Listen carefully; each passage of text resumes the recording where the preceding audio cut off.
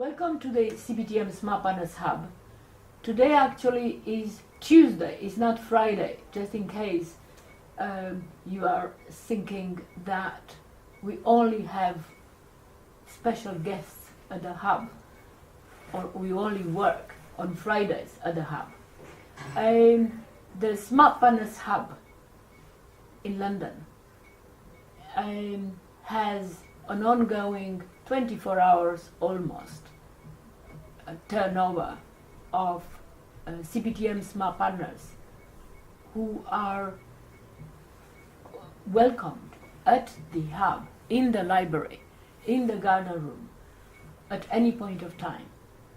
And this is something which probably has a unique record in relation to the Commonwealth's webs and networks in the last 25 years. The record is about ongoing, relevant exploration and interactions and connection of one experience to another, which stimulates one country, either in Southern Africa or Southern Africa in West Africa, or Caribbean, St. Lucia, or Uganda, stimulating Cameroon. Today, we are welcoming our CPTM Smart Partner, Boniface, Nkobena Boniface, who will introduce himself, but he is the representative of CPTM for Cameroon, the representative of the Cameroon government, the Office of the President. And Boniface was part and parcel of the smart partnership interactions, particularly those connected with national visions, since before 1st January 2010, when the Vision 2035 of Cameroon has been launched, became operational. Yes. And he has an extraordinary record in relation to trying to bring in the benefits of the Commonwealth and the CPTM within that context to Cameroon. And he will be referring to that in the next few minutes. But the reason why Boniface is here at the Hub is because he is, among many other things, a very great promoter of technology for development, technology for emerging economies. And in fact, the entire preoccupation of the government of Cameroon is in relation to connecting technology and economy, technology and vision, and so on. And here is the reason why CPTM, Commonwealth Partnership for Technology Management, together with its specific approach in the last 20 years of smart partnership, which is a collaborative, unique type of approach and relationships that have been formed in the last 25 years, is relevant to Cameroon, to West Africa, and to the Commonwealth. Now, we couldn't talk about the relevance of smart partnership or the importance of technology for economy or for socio-economic transformation without very specific evidence from the countries themselves of what is taking place. So I welcome Boniface, and as you know, since yesterday, when we had a quite unique update about the national visioning in the smart partnership, and we connected experiences from Botswana, Malaysia, St. Lucia, etc. to the Cameroon, and Cameroon to them. That's right. And I thought that, and thank you very much for this opportunity, that we should share at least an update on the Cameroon vision and the likely developments based on the latest experience you shared with us in in December of this year. Yes, correct. Of course, the CPTM was very, very, very honored, the whole CPTM team, to be invited by the government of Cameroon in May last year, and to kind of conduct or support a first think tanking with all the government departments, with senior officials, and which was extremely revealing about the quality of the inputs that the officials made. And we, as a group, have also made our own remarks about the way forward. And that will be continuing, and that is what we're doing today. So thank you very much for coming at the hub. You know, you're extremely busy, but if you were to put in perspective the taking forward of Vision 2035, and of course, we were talking yesterday, from 2035 plus 30 to 2065. That's right, yes. So that means it's an ongoing vision. Yes. And you are implying an ongoing smart partnership in the country among all the stakeholders. That's right, yes. Yeah? Yes. But also the impact that technology, particularly digital landscape, might make in Cameroon. Yes. So the leveraging value of knowledge and technology and data is probably the main preoccupation of central bank governors, of Bureau of Standards, of all the inclusive initiatives towards achieving and succeeding in a national vision. That's right. So we'll continue to update you today about the governors that took place, the think tanking, but and also about any other issues like those that yesterday appeared on the screen. There are some members who are going to be here on Thursday, and you were in touch with the energy. on the energy security and the no carbon approach to energy security at the national level by the well-known Finnish professor from the government, actually from the Center for Futures of the Prime Minister's office. So it's good that you talked to her and gave her an idea that Cameroon, as part of 2035, obviously is interested in energy security. That's right. Yeah. So the Vision 2035, or the vision in Cameroon, is a connector of everything. So the question is, how does the approach is going to emerge from now on? Okay. Thank you, Dr. Mihaela, Chief Executive of the Commonwealth Partnership for Technology Management. The word technology is the key component of that topic. And it is gratifying to know that CPTM has kept up to that up to now. Let me just start by saying something about technology. It is now recognized that in all theories of development, that technology is the single most important critical factor input that can leap forward developing countries forward and can also contribute to bridge the development gap between rich and poor countries, especially between the south and the north. And for that is why the CPTM has been laying a lot of emphasis on this, and we are very grateful for that. For example, and to do this, let me just say what CPTM has been doing in that respect. We realize that every time CPTM is following up new technologies that are emerging around the world.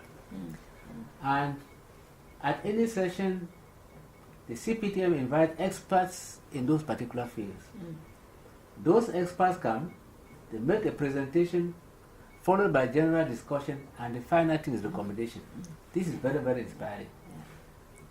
The second way by which we try to get this, so member countries learn from all of this, go home and try to apply this.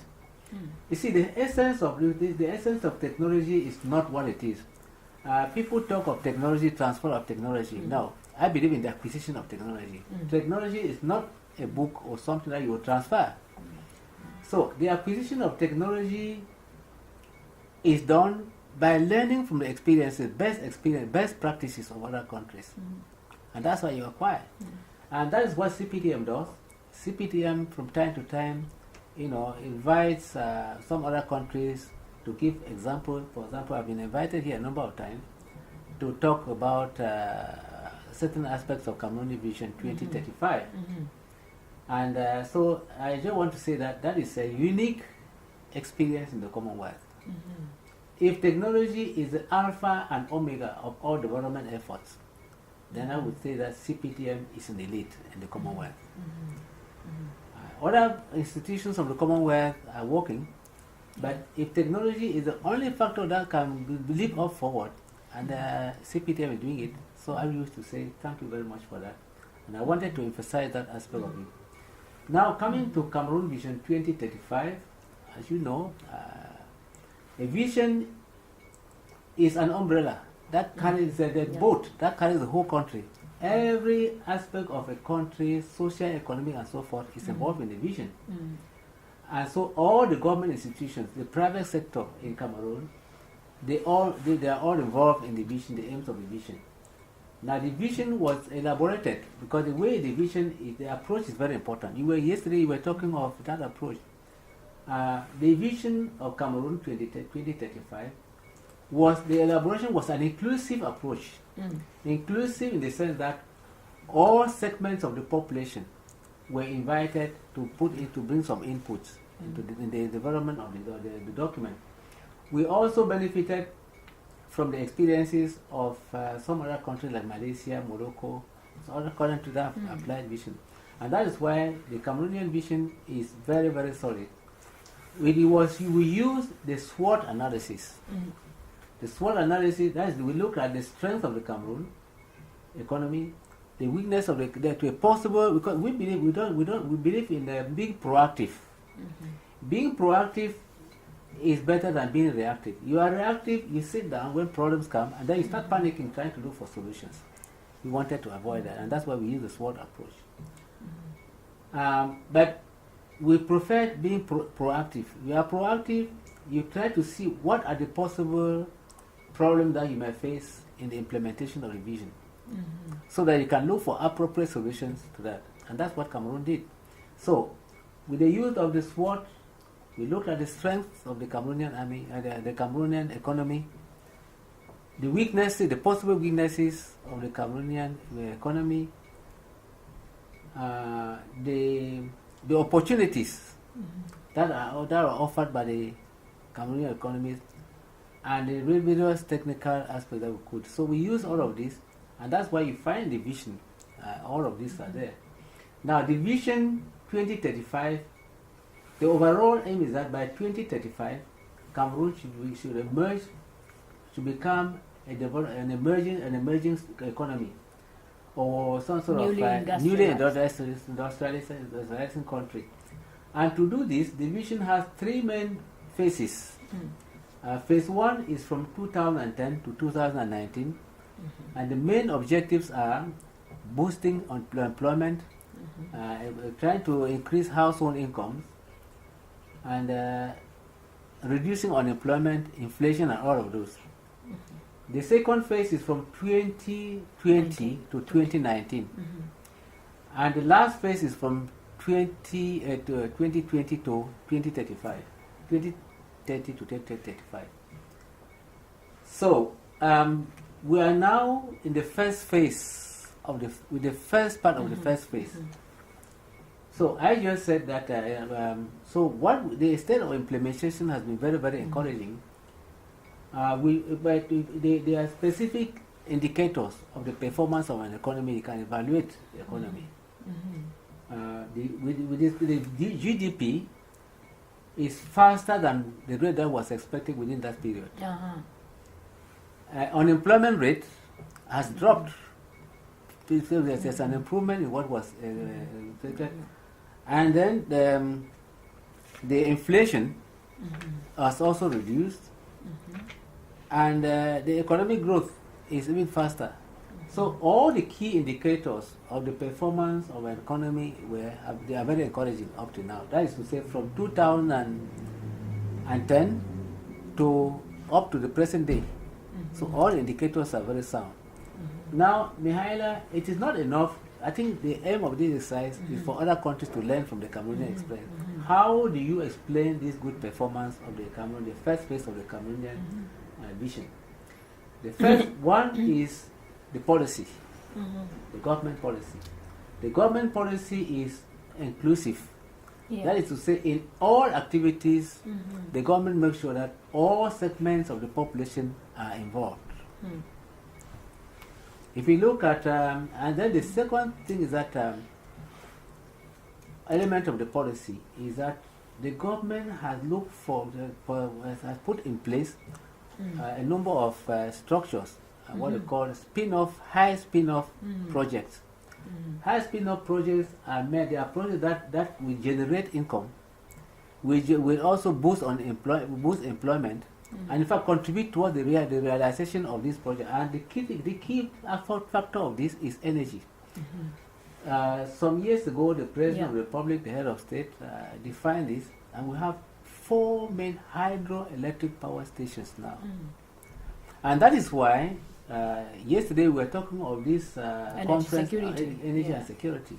And of course, when we were talking of security, remember we presented a paper here on Cameroon, that Cameroon is now an island of peace and security in Africa. Yeah. If there is no security, there will be no development. And that's why peace and security is a premium for the Cameroon government, the policy.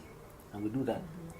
And you remember so the book? national visioning with securing the state goes hand in hand. That also explains. Of course, yes. Of course, yes. That explains more than is visible, more than in any other countries. Now, Mihaela, the conference that is taking place There's a think tanking of the... Think tanking on Thursday. Unfortunately, I will not be there. But yesterday I talked to the lady. You talked to and Professor... I told her this think tanking would be very, very valuable, would have been very interesting for Cameroon. Because energy is a high priority project in Cameroon. What the Cameroon government, we have a policy on energy, energy policy. And what the government does is, we recognize that there are two sources of energy. Renewable energy, source of energy, and non-renewable sources of energy. The renewable source of energy means that once the resources are depleted, there's nothing you can do. But the non-renewable sources of energy are what? You have sunlight. Cameroon is located around the equator where you have sun throughout the year. Fast streams. We can have for the hydroelectric power station. We have so many in Cameroon. We have the forests. We can also generate. So these are important. That's right. So so Cameroon is endowed with a huge amount of renewable energy resources, and that is why this conference... Actually, the neocarbon. Yes, neocarbon. That's right. And energy from neocarbon. That's it. Is the name of the game. That's right. And Cameroon is... Actually, Finland Finland has also a huge amount of forest. That's right. Also has a hydro. That's right. So there is quite a lot of similarity. There is a dissimilarity of the fact that the location is not the same. The location but there Cameroon has an advantage because it's located around the equator. Correct. With Norway, in winter, the sun is not very, very visible. But in Cameroon, the sun is visible all the time. Now, and the end result, to come back to performance of Vision 2035, as well, the first phase is very, very encouraging. Cameroon is now recognized by the World Bank and the IMF as the most resilient in South Africa, the economy, the most resilient. Resilient simply means what? Because most African countries now faced with serious economic problems. But Cameroon too faces economic problems. But the problem is that Cameroon is such a country that it is able to manage this problem, to withstand this shock, and it's able to go back to the initial stage. That is the meaning of resilience. So yes. So the overall impact of the implementation of these policies for the Vision 2035 is that Cameroon is now a resilient country. One of the main contributing factors is the Mihaela, and that's a common problem in many African countries. Cameroon has a highly diversified economy. Now, the problem is that many countries, the number of countries in Africa depend highly on petrol for their GDP. Yeah. There are some countries the dependency is about 80%, 90%, and so on. What Cameroon does is, we don't want to inject petrol revenue in the national budget. Because if you are used to that, the day the price of petrol drops, you are in trouble. And that is what is saving Cameroon now, because many countries were doing that. So the amount of petrol that is injected into the national budget is very insignificant. So that is why Cameroon is able to. All of this, Mihaela, So it's are managed. the result of It's management. a bit like Botswana managing the management. income from diamonds. So yes, so if other countries were to benefit, I would advise we have to diversify the economy. That's the recommendation of mine. Because those are explanatory factors. You have to diversify economy. You have to adopt an inclusive policy in public everything. Giving responsibility to people. Make sure you bring everybody on board. From a religious point of view, from whatever point of view, everybody is brought on board. Language point, yes. And so you bring all of this on board. There will be no tendency for people to put aside or to weaken the implementation of the vision. Yeah. So this is what. So the issue of inclusivity Yes. within the vision approach Yes. of the smart partnership Yes. and CBTM Yes. is tailor-made in a way, Yes. or is inspired from the Cameroon way of doing things. That's right. Yes. So for that reason again, the issue of vision, Yes. which other countries started Yes. Yes. probably ahead, and Yes. you were inspired from Yes, that's right. Malaysia, Botswana, That's right. Mauritius, Yes. and so on. Yes. Yes. It resonated with Cameroon. Yes. So it's a very solid, which makes it resilient, background Yes. for a nation. Yes. But we are a final question for you, Yes. but you don't need to answer. We can leave it to answer whenever we could answer. Well. If it is, we are in 2017, so we have 2 years for the first phase That's right. of 2035. That's right. And I'm happy you master it very well, man. and the reason why I'm asking that Yes. is because, not for you to answer, Yes. because actually I believe there are no answers at the moment. Yes. The most extraordinary development and penetration of the impact of the digital landscape. It doesn't matter which country, Yes. however resilient or non-resilient Yes, they are. Yes. Yes. Some who are non-resilient, they either fail completely, Failed states. but they will fail completely, more than failed states. Some others who have no diversity, no resources, no anything, almost anything. And I could give one example, but maybe I shouldn't. And they become the model of how to Yes. use this digital landscape. Yes. Yeah? Yes. And they become resilient, although they have no resources. You say actually. So that is let me so say nice. something there. Yeah. I'm right. You are very diplomatic. No, Because I realize I'm that trying very she's- hard she's- to learn Mihaela that little bit from Yes, you. Mihaela is going to highly technical domain. She makes the master better herself. But she didn't want to ask me the question because she was not sure whether I have an answer. But I can give a partial answer. You know, to succeed in any sector, any activity, you need to have the first thing is national policy. Yeah. I did a paper for UNCTAD, and I said, if you have anything, well, energy or agriculture or whatever thing, climate change, all of it, if you don't have a national policy, you can't succeed. So Cameroon has a national policy on ICT. Right. Yeah, they call it ANTIC. Yes. Agence Yes. Nationale de Technologie d'Information et Communication. Cameroon has it. So, which means that I remember that Cameroon there is were people who that's came right, to- yes. So many countries, developing countries, fail in carrying out specific activities because they jump into it without having a policy. A policy lays down the objectives. It identifies the difficulties. It identifies the means. It identifies the difficulties, and they make progress from time to time, evaluating. This is first thing is to say Cameroon, as far as Cameroon is concerned, Cameroon has a national policy on ICT. When we came to Cameroon last time, you remember one of the issues which was on their program was digital technology. You remember the head of state, President Biya, just a few months before he came. He made a speech. He launched the digital technology and this, and where a specific policy had been put in place for the implementation. That's it. So Cameroon is on the right track. The third factor, for example, recently, they talked of Androids, the use of Android. Yeah. The president, in his address to the youth, talked about Android technology. Android technology involves the application. Yes, using computer, not with a hard computer, which is there. You cannot be portable, but you can move around. Yeah.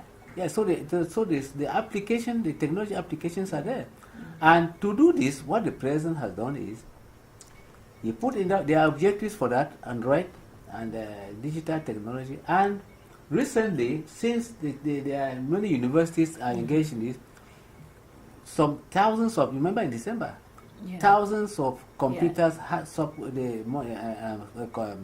laptops were bought and distributed to all universities for those sectors of the universities which are doing information and communication technology. So this is one way, because one problem, Mihaela, is that if we don't have the logistics, the computer, infrastructure, you can't do.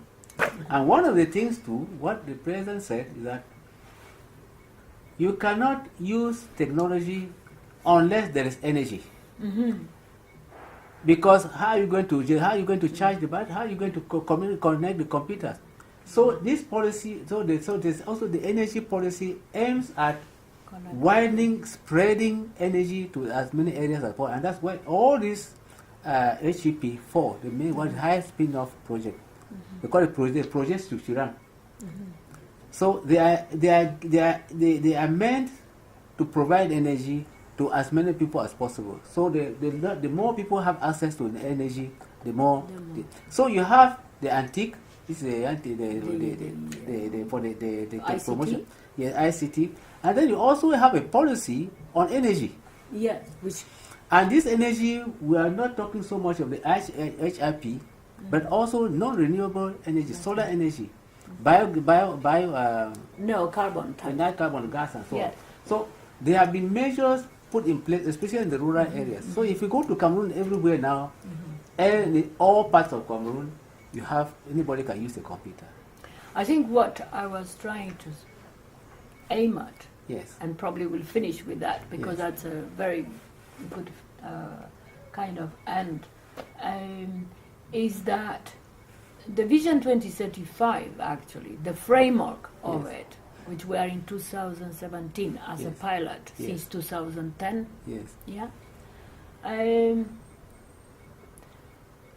is going probably to the framework based on a quite resilient and diversified economy population and so on, with a track record on peace. That's right. Well, having an extraordinary invasion and penetration of data, probably there is a need for an additional or supporting strategy that you'll discuss with colleagues on data to support and to take forward the ICT infrastructure to the data within the economy on various aspects of the vision. And if that is happening, and I'm sure it will happen, if that is happening, then the Vision 2035 may happen well before. It is. And it will happen in a way that is unexpected. Well, Mihaela, I'm happy that you understand. Unexpected. Because you are making your prediction based on the present trend. And I'm very optimistic also. It's unexpected because of the data. Yes. But of course... I am also very optimistic that the vision, the objectives of Vision 2035 will be attained before time because of this good policy put in place by the President of the Republic, President Paul Biya. So the connections between... And you see, Mihaela, you remember in the paper I presented here, leadership is a crucial factor. No, of course. That's called the dinching factor. If you look at the examples of Malaysia, Japan, some of these countries that have had magic formula, tigers. Yes, exactly. You would discover that there is a leadership factor, what I call the Dinchin factor, leadership factor there. Take the case of Japan. There was a prime minister there who was really the engine of everything. Take the case of Malaysia, Dr. Mahathir. He was there, associated. You take the case of Taiwan, it's the same. You take the case of China. Deng Xiaoping. Of course. You take the case of Cameroon, President Paul Biya. Yeah. So when you look at why nations succeed. That's right. Remember, I presented a paper here, Why Nations Succeed, and we said the Cameroon is succeeding because of leadership. In fact, it wasn't why nations succeed. It's why nations fail. How nations succeed. Yes. How nations so Mihaela, these are new trends that I think other countries can benefit from us. We need some sort of enlightened leadership. A leadership that is highly committed to the development of this thing. And I think this way other countries can benefit from Cameroon. It is also the current trends are also showing that it's more and more difficult to be a leader. So you are right, and it's an anticipatory type of leadership that is required. And then, Mihaela, I want to make a compliment to thank you because last time when there was a CPTM technical team, mission team that came to Cameroon last year, was a team made up of experts in all sectors, and they did a fantastic development. They identified. They carried out activity, exchange they were a ideas. Sounding board. Yes, and then they came out with certain recommendations and so on. And among the experts, there was somebody for digital technology. Yes, of course. Which coincided with what I said to President Jonah now, and that was mostly digital landscape. Yeah. He's around here, he's trying to put together.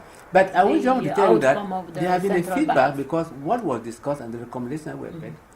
We recently had the Ministry of Post and Telecommunication recently organized some sort of workshop on this. And those critical factors that were mentioned were part of it.